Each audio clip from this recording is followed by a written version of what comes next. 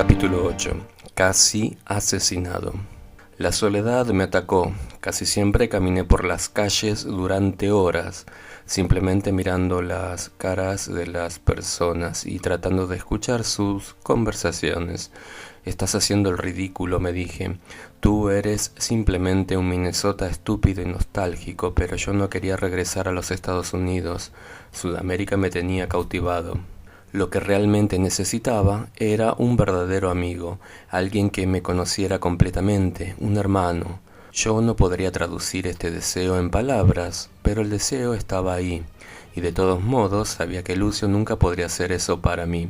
También estaba preocupado por mi inscripción en la universidad. Estuve en Sudamérica para ayudar a los indios, se lo había dicho a todo el mundo. Pero la universidad era un lugar muy extraño para buscar indios. Miguel Nieto, mi superior en el Ministerio de Salud, sabía de mi interés por los indios y un día me llamó a su oficina para hablar de ellos. ¿Alguna vez has oído hablar de la tribu Motilone?, preguntó. Nuestra conversación resultó en algo monumental. A través de ella yo descubrí por qué Dios me había dirigido a Sudamérica. Nieto me informó que el primer contacto entre los motilones y la civilización fue a través de las flechas. Nadie lo había hecho todavía. Aprendió el idioma de los motilones y no había estado tan cerca de ellos para descubrir su cultura física. Él me había informado que los motilones viven en una zona de selvas indómitas en las fronteras entre Colombia y Venezuela. Solo las grandes compañías petroleras norteamericanas parecían estar interesadas en esa zona. Todas las veces que sus empleados entraron ahí fueron golpeados por flechas. Un gran número de ellos ya habían resultado heridos por las flechas y muchos de ellos ya habían sido asesinados. Parece que lo mejor sería olvidarse de los motilones, pero no pude. Una curiosidad atormentadora y agitada se apoderó de mí. Y ella no me dejaría a pesar de todo lo bueno. ¿Qué puedo hacer por un puñado de indios salvajes, primitivos? Me pregunté a mí mismo. No importaba lo que pensara y lo que pudiera hacer. Interiormente sabía, de una forma u otra, que Dios quería que fuera con ellos. Pero tuve miedo y lo intenté. Hice todo lo posible para evitar que se diera a esa idea. Olvidé cómo Dios puede hacer las cosas tan difíciles para alguien que no lo sabe, que se le exige, que había perdido capacidad de concentrarse, de hacer cualquier cosa, excepto... Piensa en los motores, y aún así no iría. Un día estaba en el Ministerio de Salud esperando poder hablar con un funcionario público cuando alguien arrojó un periódico en la silla junto a la mía. Le di una mirada. La palabra motilona me llamó la atención. Miré más. Ten cuidado todavía. Había un artículo comentando sobre una epidemia de sarampión que estaba afectando a una gran cantidad de motilones. Uno de los empleados de una compañía petrolera había descubierto más de 20 cadáveres abandonados en sus casas comunitarias. La descripción que hizo con todos los detalles de aquellos cuerpos en descomposición eran deprimentes. Algún punto dentro de mí se rompió con un chasquido. ¿Contra qué estaba luchando? ¿Por qué tanta resistencia? Allí en las selvas había gente que necesitaba ayuda. Había estudiado medicina tropical. Podría ayudarlos. Al cabo de una semana estaba en un autobús rumbo a Machi, que es un pequeño pueblo al pie de los Andes. No fue fácil poder salir.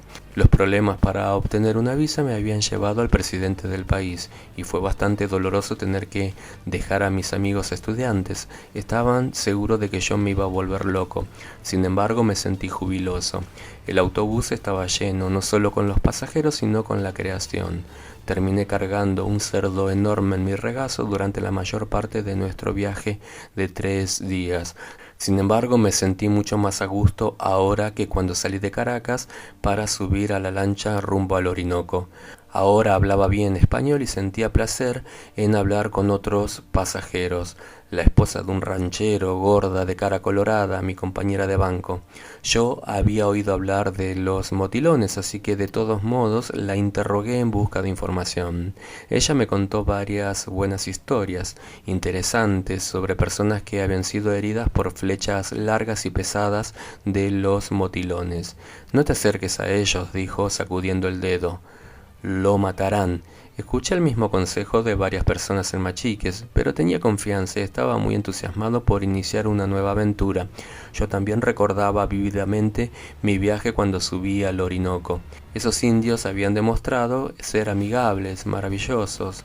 En mi opinión, los indios eran indios y poder vivir en las selvas también sería muy difícil. Después de todo, yo había vivido allí, en el Orinoco. Había ahorrado suficiente dinero para comprar algunos bienes y decidí comenzar esta aventura al menos una semanita. El único medio de transporte en Machiques por los Andes es a pie, entonces compré una mula. Una muy firme, según el hombre que la había vendido. Nosotros dos salimos temprano una mañana y seguimos el rastro que había estado indicado. El camino era fácil de seguir y poco a poco iba cuesta arriba, a través de los Andes. En cada momento esperaba encontrarme con alguien, con algún motilón cordial y llevarme a su campamento. Caminé bastante tranquilamente todo el día, deteniéndome solo para masticar un trozo de pan, mientras el sol se ponía y el verde tan hermoso del follaje se volvió cada vez más oscuro. Empecé a sentirme agotado, decepcionado porque no lo encontré. No había indios y como necesitaba pasar la noche al aire libre, hice el avance de mulas con la esperanza de encontrar alguna aldea de los indios. De repente me detuve. Había perdido la pista enfrente de mí. Solo había enredaderas y plantas trepadoras. Volví a encontrar la pista de nuevo, pero no llegué muy lejos con eso. A unos 100 metros de distancia volvió a desaparecer. Volví de nuevo. Me parecía extraño que estuviera tomando el camino equivocado 2 veces seguidas, que fue simplemente la diferencia de luz. El camino ya no estaba tan bien marcado. Se había convertido en un camino lleno de maleza, angosto como un hilo que va entre los árboles. Cuando lo encontré de nuevo lo seguí con cuidado, pero solo había caminado unos pocos pasos y me di cuenta que no había manera. Zigzagueé por esa zona tirando la mula detrás de mí, cansado y testarudo, a través de arbustos y enredaderas. No había señales, no había rastro. Había desaparecido. Me detuve y miré a mi alrededor. Mi corazón latía rápidamente. No había nada por todas partes, excepto silencio, árboles oscuros y las enredaderas. Todo era tan igual. Intenté recordar mi entrenamiento de Boy Scout. ¿Cómo un explorador descubrió dónde estaba? Yo no podría recordarlo. Sabía lo que podía hacer, podría esperar hasta que salga el sol al día siguiente y luego encontrar mi camino con su ayuda. Ese pensamiento me alivió, fue muy simple. Fue simplemente esperar hasta el amanecer. Pero ¿en qué dirección había viajado hasta entonces? Había caminado hacia el este, pero no estaba seguro. Ahora todo estaba completamente oscuro, solo podría ver las siluetas de los árboles. No había nada donde poder dormir. Tendría que tumbarme en el suelo, por lo menos no estaba frío. Até la mula, elegí un lugar y me acosté, a la vuelta de un lado al otro para poder acomodarme y encontrar una posición más cómoda. Acabé clavándome una espina en la espalda.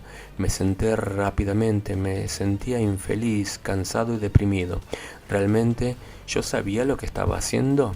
Las selvas que durante el día parecían tan agradables empezaron a parecer peligrosas. Escuché ruidos y golpes en los arbustos, gritos extraños y lastimeros. Resonó en el aire, no pude dormir, esperé a que saliera el sol. La noche parecía muchas horas más de lo habitual. En un momento, cuando yo estaba a punto de quedarme dormido, algo aterrizó en mi cara e inmediatamente salté al monte. La adrenalina corrió por mis venas y yo estaba completamente despierto. Vi como la oscuridad se volvía gris, lo que poco a poco se volvió más y más claro.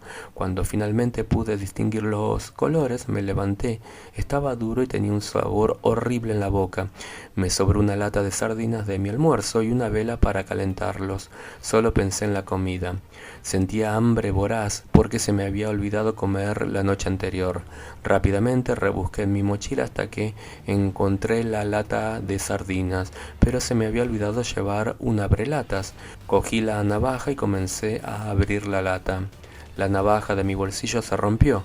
De esa pequeña abertura que había hecho chupé con avidez el aceite de oliva. Necesitaba comer. No podía continuar sin comer, podría morir de hambre. Intenté abrir la lata golpeándola contra una piedra, pero no sirvió de nada. Finalmente lo arrojé entre los arbustos. Había perdido 1 hora y todavía no sabía dónde estaba, y no tenía idea de cómo encontrar el camino por donde había caminado, pero no quería volver. El sol salía a lo lejos, en lo alto de una montaña. Entonces decidí caminar en esa dirección. Empecé a caminar tirando de la mula contraria. Ahora que no había manera, algo marcado, avanzamos lentamente. La mula constantemente se enredaba en enredaderas y vegetación. Algunos de los arbustos tenían espinas largas y afiladas, y muchos de ellos se clavaron en las manos y en las piernas, así que me quité, los cortes hincharon horriblemente, empecé a sentir fiebre, mientras subía más y más a través de las montañas. El follaje se estaba raleando y hermosas mariposas iridescentes volaban por toda parte. Los loros rojo fuego graznaban, el aire se había vuelto más suave, mi sed había desaparecido, pero me sentí débil. Los insectos continuaron picándome, como lo hicieron desde el momento en que comencé el viaje. Un pequeño pedazo de mi cuerpo que estaba expuesto estaba cubierto de ronchas rojas. Esa noche dormí mucho a pesar de las pesadillas. Desperté varias veces. Hacía frío y no tenía ropa abrigada para cubrirme. Cuando me levanté a la mañana siguiente, lo primero que hice fue obligarme a vomitar. Miré mis manos y apenas podía reconocerlas. Estaban rojas, hinchadas con escozor y parecían trozos de carne cruda. ¿Por qué, señor? Yo pregunté. ¿Qué estoy haciendo aquí? Sin embargo, desaté la mula y continué. Las colinas estaban demasiado empinadas para montarla, así que tiraba de las riendas, tropezando y prácticamente sin dominio sobre mí mismo. Entonces, mirando a través de un valle muy profundo, vi al otro lado de la cresta un grupo de cabañas. Era un pueblo de indios. Parpadeé, gracias a Dios había encontrado los motilones. Lentamente bajé el valle y luego, lento y cansado, subí al otro lado. Esto tomó varias horas. Mantuve mis ojos mirando hacia adelante, esperando para encontrarme con algunos indios. Y entonces, ¿por qué no miré hacia dónde? Puse mis pies, tropecé y caí. Finalmente llegué a ese grupo de chozas. Sentí un alivio enorme cuando un grupo de personas caminó hacia mi dirección. «Estoy aquí», grité, sin importarme un carajo la importancia si entenderían o no. Me rodearon unos 20 o más indios, mirándome fijamente y charlando en su propio idioma. Intenté hablar en español con ellos, no hubo ninguna respuesta. Probé las pocas frases que había aprendido durante el tiempo que pasé con los indios en el Orinoco. Aún así no hubo respuestas. Toda la gente parecía vieja y arrugada. Ellos me miraron, me pincharon y se rieron. La mayoría de ellos estaba desdentado. Cuando abrieron la boca mostraron sus encías, roja y sin dientes. Caminamos hasta el pueblo. Allí salieron mujeres y niños de sus chozas para verme. Nadie entendió una palabra, ni siquiera lo que dije, y ni siquiera intentaron escuchar. Estaba seguro de que allí habría un jefe. Quizás él y los más jóvenes salieron a cazar.